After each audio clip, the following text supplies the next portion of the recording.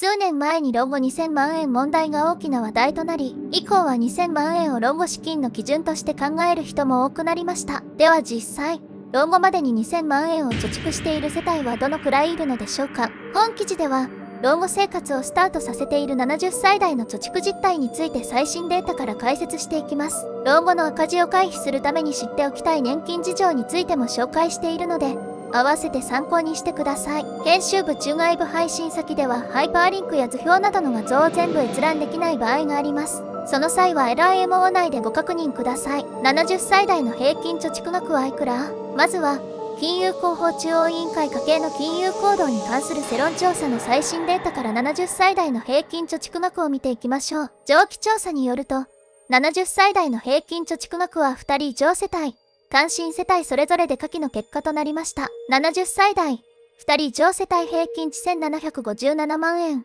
中央値700万円。70歳代、単身世帯平均値1529万円、中央値500万円。70歳代の貯蓄平均値は、2人以上世帯で1757万円、単身世帯で1529万円となっており、どちらも2000万円に到達していません。さらに平均値は極端に大きい数字があると偏る傾向にあるため、中央値の方が一般的な70歳代の貯蓄実態に近いと言えます。70歳代の貯蓄中央値は、2人以上世帯で700万円、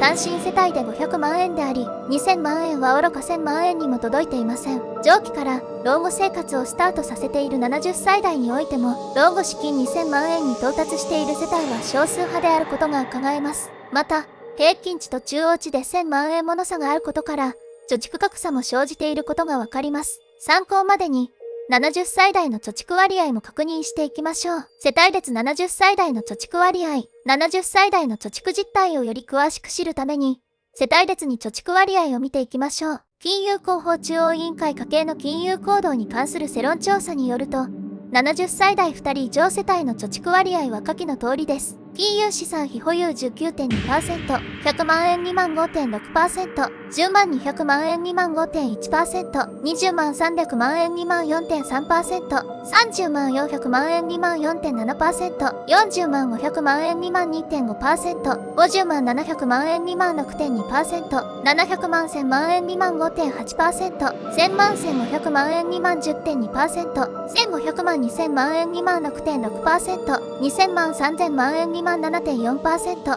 3000万円以上 19.7%、また、同調査による70歳代単身世帯の貯蓄割合は下記の通りです。金融資産非保有 26.7%、100万円未満 5.8%、10万200万円未満 4.3%、20万300万円未満 4.1%、30万400万円未満 3.3%、40万500万円未満 2.5%、50万700万円未満 6.6%、700万1000万円未満 5.1%、1000万1500万円未満 8.6%、1500万2000万円未満 5.3%、2000万3000万円未満 8.2%、3000万円以上 17.3%、2人以上世帯、単身世帯ともに、約 25% の世帯が貯蓄2000万円以上を保有していることがわかります。その一方で、約 2025% の世帯が貯蓄ゼロとなる金融資産非保有であることも見て取れます。上記から、老後資産が十分な世帯と老後資産がない世帯で二極化傾向にあると伺えます。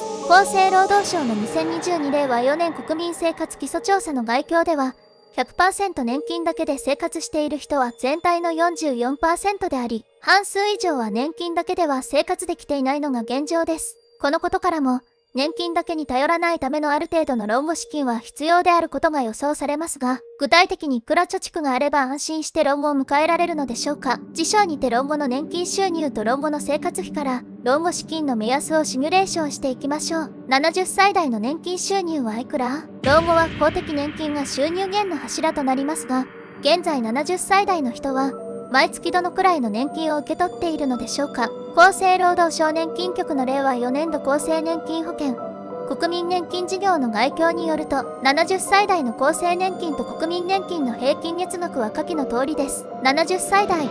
国民年金の平均月額、70歳57,320円、71歳57,294円、72歳57,092円、73歳56,945円、74歳56,852円、75歳56,659円。76歳56,453円。77歳56,017円。78歳55,981円。79歳55,652円。70歳代。厚生年金の平均月額国民年金を含む70歳14万1350円。71歳14万212円。72歳14万2013円。73歳14万5203円。74歳14万4865円。75歳14万4523円。76歳14万4407円。77歳14万6518円。78歳14万7166円。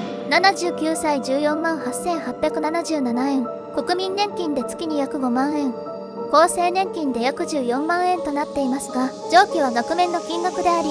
実際にはここから税金や社会保険料が天引きされるため、さらに手取り額は少なくなることが予想されます。留意点として公的年金の受給額は、個人差があるため、より詳しい金額が知りたい人は年金定期便や年金ネットで見込み額を確認することをお勧めします。老後の生活費はいくら？年金だけでは赤字になるのか。70歳代が受け取れる年金平均月額を見て年金だけで生活していくのは難しそうと感じた方もいるのではないでしょうか。年金と同様に、老後の生活費においても、具体的にイメージしたことがある人は多くないでしょう。では、現在年金暮らしをしている人の生活費はどのくらいなのでしょうか。総務省の家計調査報告家計収支編2022年令和4年平均結果の概要によると、65歳以上の夫婦のみの無職世帯、単身世帯それぞれの生活費は下記の通りです。夫婦世帯の生活費は約23万円。単身世帯の生活費は約14万円となっており、ともに年金収入だけでは2万円ほど赤字となっています。仮に65歳から老後生活をスタートさせて、20年間生活する場合、赤字分を補填するためにトータルで480万円が必要になります。さらに、老後は医療費や介護費用の負担、家の修繕費などもかかることが予想されるため、それらの費用も確保しておかなければいけません。老後に必要な資金をシミュレーションする場合は、年金収入と生活費を事前に想定した上で考えられると良いでしょう。さらに毎月の赤字分の補填額だけでなく、不測の事態に備えるための資金も用意しておけると安心した老後生活に近づけるでしょう。老後に必要な資金は人によって異なる。本記事では、老後生活をスタートさせている70歳代の貯蓄実態について詳しく解説していきました。70歳代の多くの世帯で貯蓄2000万円に到達していないことが分かりましたが、老後に必要な資金は人によって異なります。例えば、年金収入が15万円で生活費が13万円の場合は、老後資金がなくても年金だけで生活していける可能性があります。反対に、年金収入が5万円で生活費が15万円の場合は、老後資金2000万円でも不足するかもしれません。このように、老後資金をシミュレーションする際は、年金収入と老後の生活費が非常に重要になるため、老後資金準備の第一歩として、まずはご自身が将来受け取れる年金額から確認してみてはいかがでしょうか。皆さんはどう思いますか？コメントで教えてね。チャンネル登録必須です。それでは皆さんのコメントを紹介していきましょう。70代で約2割って言ったら、農家や自営業をしている人も含んでいるだろうから暮らしについては元気なうちは問題なく、病気になったら子供たちが支援してくれる見込みがあるとかで記事にあるような不安はないんじゃないかな。逆に2割も同じような世帯があるんだと勘違いする人が危ない気がする。年金では暮らせない。当たり前です。年金ってそもそもかけてる金を考えたらそれで暮らせると思う方がずうずうしい話だよね。多分年金で手取りで20万超えるような人は現役時代相当年収が高いだろうから、20万もらっても生きていくのは困難でしょう。